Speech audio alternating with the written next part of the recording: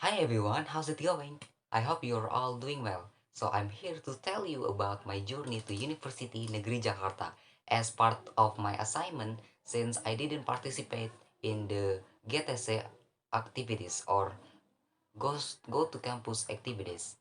So I'll start from leaving home until arriving at Cibubur Junction bus stop. At first, I was confused about which Transjakarta bus to take since I wasn't sure which one to take. My friend suggested taking the Royal Trans bus. Initially, I didn't know how much the fare was for that bus, but upon reaching Irti bus stop, I realized after checking my card balance that the bus fare was 20,000 rupiah, which surprised me because I thought it was only 3,500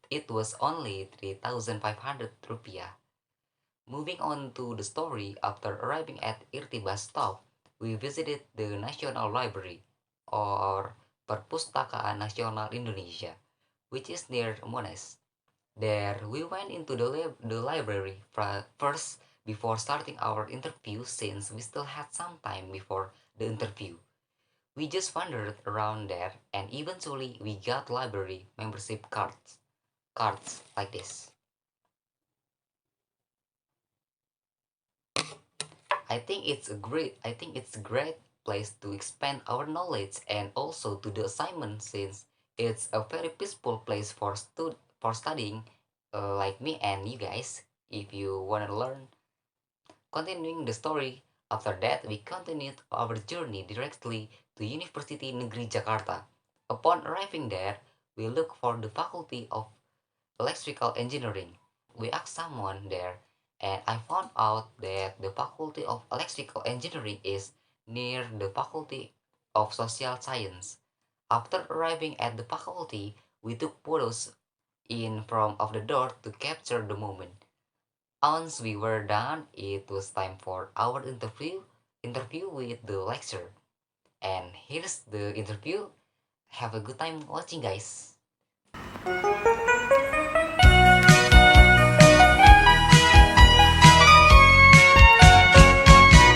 Eh, itu Mbak Omle ya. Bismillahirrahmanirrahim. Assalamualaikum warahmatullahi wabarakatuh. Waalaikumsalam warahmatullahi wabarakatuh. Tentu kita bersyukur kepada Allah SWT bahwa ada di anak ya. Kalau di ini Bapak kemudian teman-teman. Ya.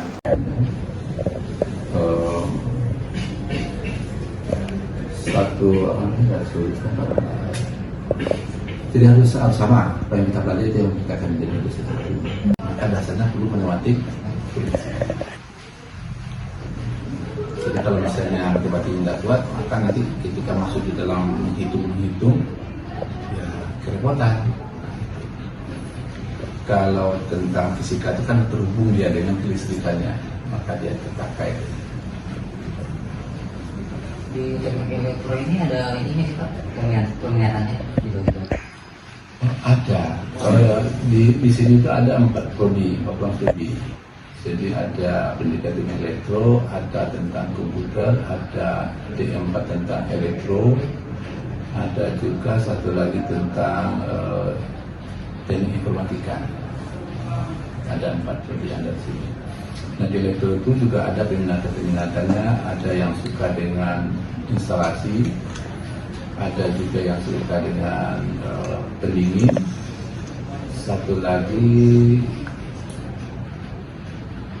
ada 3 peminatan yang di sini.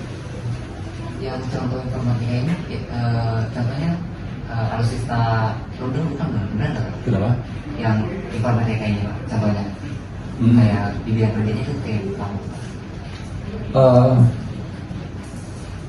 Kebanyakan kemarin itu ada salah satu anak itu bekerja juga di tempat bapak yang ada di yayasan itu. Dia bisa membangun sebuah program-program.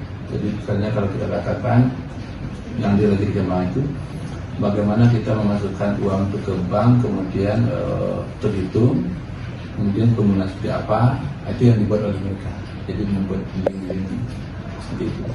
Atau misalnya yang dibuat oleh yang.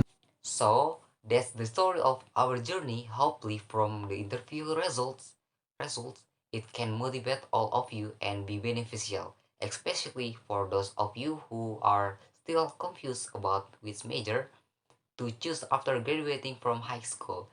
Thank you guys from me. That's all from me.